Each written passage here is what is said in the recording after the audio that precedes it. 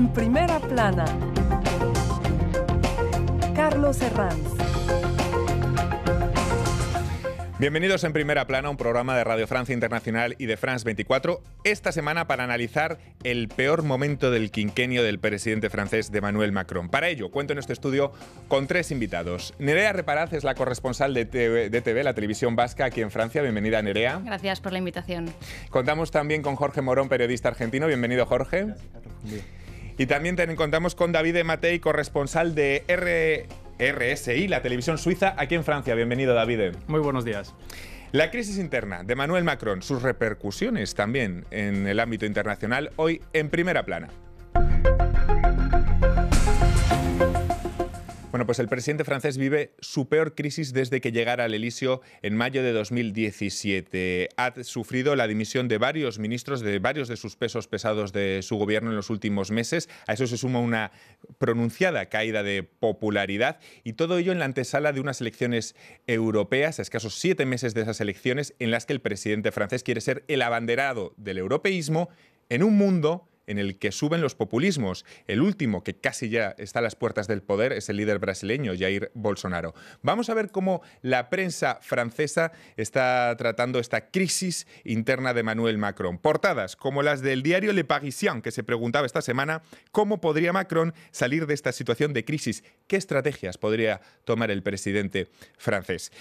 Algo que también ha hecho el diario Libération, Macron busca recuperarse. Dice el matutino que el reemplazo del ministro del Interior, de Gerard Collomb, ha sido todo un rompecabezas que ha paralizado todos los dosieres urgentes que tiene el gobierno francés sobre la mesa. La Croix se pregunta en su portada, un nuevo gobierno, pero ¿para hacer el qué? Dice el diario católico que el principal objetivo que se ha marcado Macron con los cambios que se avecinan es parecer más próximo a los franceses. Acabar un poco con esa imagen de lo que llamamos aquí líder jupiteriano. Viene a ser un líder más vertical, una autoridad de abajo arriba. Nerea, ¿está viviendo Macron su peor crisis desde que llegara al Elíseo en mayo de 2017? Yo creo que a pesar de que hayan intentado quitarle hierro al asunto, quizás, yo creo que sí que podemos definir de crisis política esta situación que se está viviendo ahora antes de llegar ni siquiera al ecuador del mandato. Yo creo que se han acumulado diversos elementos, factores que han hecho un cóctel que no le está beneficiando en absoluto a Macron y lo estamos viendo en los sondeos de opinión pública. Yo creo que en estos momentos le urge recuperar esa autoridad perdida, quizás, ¿no? Apartar esa imagen de debilidad e inestabilidad, porque a un periodo corto, medio plazo, tiene una agenda cargada de desafíos, tanto en Francia como fuera, que va a requerir de un gabinete fuerte y de unos ministros que sean capaces de defender la acción gubernamental y de sacar la cara al gobierno. Hace un año y poco hablamos de flamante presidente francés, ahora de su mayor momento de crisis. Jorge, ¿cuáles son los principales errores que ha cometido el presidente para llegar a este punto? Me parece que desde el punto de vista personal Macron está sufriendo lo que en algún momento lo benefició, es decir, su palabra. Han habido una serie de dichos que pronunció, sobre todo durante el verano, que para mí, desde mi punto de vista, no le han afectado de la mejor manera y al contrario, es lo que han profundizado inclusive que hoy por hoy tenga un nivel de, no de credibilidad, sino en su popularidad que ha bajado y que inclusive se ha visto apenas superado por François Hollande.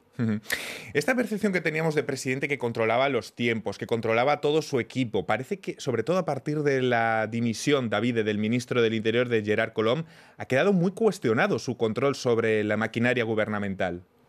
Sí, yo no lo veo tan así. Me parece ¿Cómo? que efectivamente ha hecho 3 errores graves, ¿no? Sí. Con el caso Benalla, ha gestionado mal los tiempos, ha hecho lo mismo con el caso Collomb o con los 2 ministros básicamente importantes que se han ido, ¿no? Se han ido anunciándolo más en la prensa, no han hablado con él. Y entonces sí que se nota una cierta falta, ¿no?, de control sobre los tiempos, ¿no? Pero no creo que sean casos tan graves. Evidentemente son los más graves hasta el momento, pero desde mi punto de vista no son el Watergate, como decía el jefe de la oposición, ¿no?, Jean-Luc Mélenchon, de la izquierda.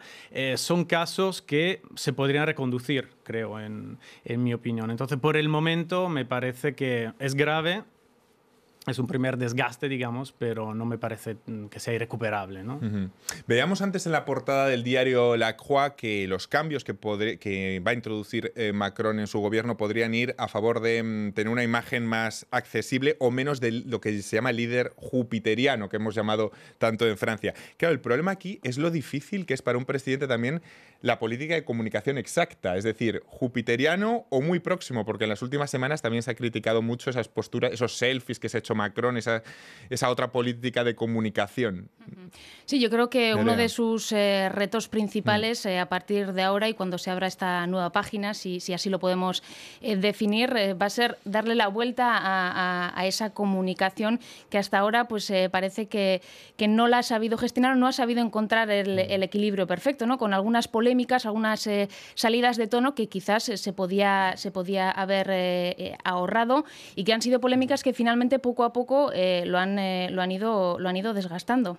A mí me parece que igual desaprovechar, perdón que interrumpa, desaprovechar esas situaciones claves. El hecho de ir a acercarse a la gente, a tener ese contacto que faltaba, pero después lanzar algunas frases desafortunadas, como el hecho de voy a cruzar la calle y te encuentro un trabajo, que creo que fue una de las frases que más, para mi gusto, influenció, inclusive generó la cólera en la gente, hicieron que se produjera un efecto contrariamente opuesto al que se buscaba realmente.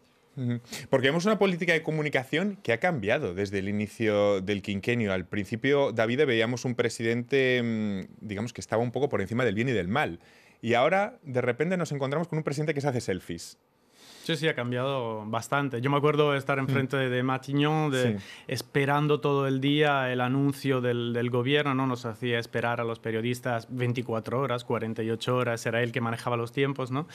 Y ahora es verdad que han pasado justamente los hechos, ¿no? que recordabais y sí, ha tenido que hacer una marcha atrás, ¿no? Hablabais de los selfies y creo que cuando ha ido ahora en el Caribe francés, ¿no? Incluso ha hecho afirmaciones, ha dicho, os necesito periodistas, personas, os necesito incluso entonces políticos, ¿no? Creo que se está enterando que se le ha ido un poco de las manos, porque es verdad que tienes empatía cuando baja a la calle, habla con las personas, pero se le puede ir, puede decir con toda su buena fe, incluso te cruzo la calle y te encuentro un trabajo, ¿no? Entonces sí que está haciendo un poco de marcha atrás, creo, intentando quizás vamos a ver si dará más peso, por ejemplo, a su primer ministro, intentar cambiar un poco su comunicación, sí. De hecho, saber hasta qué punto también le ha resultado esta forma de ser, de decir, bueno, digo lo que pienso y por más de que tenga este acercamiento, pero yo soy así y hablo de esa forma y es como me salen las cosas. El tema es que esa sinceridad extrema, tal vez, puede serle contraproducente en algún momento. Yo creo que desde el inicio mostró esa intención de romper con la línea que hemos visto hasta ahora de presidentes normales, ¿no? Quizás, como decía el propio Hollande, y quizás en un primer momento, incluso desde la campaña, se veía pues ese carácter y esas salidas de tono que tenía quizás como algo carismático, ¿no? Pero se está convirtiendo con el tiempo una espada de doble filo que quizás en ocasiones pues se le vuelve en contra. ¿Y nos llama la atención de esta situación de la que hablamos, interna de Francia, respecto a la imagen de Emmanuel Macron, y cómo contrasta con la imagen internacional que tiene Emmanuel Macron, que sigue siendo bastante buena, sigue en muchos sitios del mundo, tanto en el lado populista con Donald Trump como con otros líderes? Es decir, es una imagen buena a nivel internacional. Es que el problema es que antes la situación con Angela Merkel era distinta, porque durante el gobierno de Hollande la figura de Merkel era gigante en Europa y se podría decir que era como la líder del continente. Hoy la situación de Merkel es distinta, por lo tanto esto genera que Macron aumente y se posicione para mí como el líder o uno de los líderes europeos. Entonces hay que ver si, digamos, para mí lo que le falta a Macron es justamente terminar de ser líder en su país para tener la Europa concreta y completa. Yo creo que es curioso ver cómo su imagen ha ido creciendo, mejorando a nivel internacional, mientras en casa, en Francia, iba poco a poco a peor. Pero sí, yo estoy de acuerdo. Al estar Merkel gestionando una crisis en su propio gobierno, al estar quizás un poco con las manos atadas y limitada para hacer propuestas, Macron se ha crecido y quizás sí que ha tomado el relevo de ese liderazgo a nivel europeo y a nivel internacional. Lo hemos visto con con Putin, con Trump, llevando una relación peculiar, pero que le ha valido elogios a nivel internacional. Pero está solo. Está solo. Quiero decir, es verdad, sube mucho, no se compara con Hollande, ¿no? El presidente normal que decís, pero sobre todo en Europa se ha quedado solo. Es verdad que es el abanderado de una refundación de Europa que... Esta situación se produce a 7 meses de las elecciones europeas. Es verdad que Macron quiere ser el gran abanderado del europeísmo. En ese bando estaría Angela Merkel, pero que también sufre una gran crisis interna. Podríamos meter también al presidente español, a Pedro Sánchez, pero que está en una situación de bastante interinidad y con una mayoría bastante simple en el Parlamento español. Y poco más tenemos ahí. Eso es que cuando llegó sí que parecía que podía ir un poco de la mano de Merkel, ¿no? Y cambiar realmente los cimientos un poco de la Unión Europea, ¿no? Hacer ese núcleo duro más cohesionado, llevarlo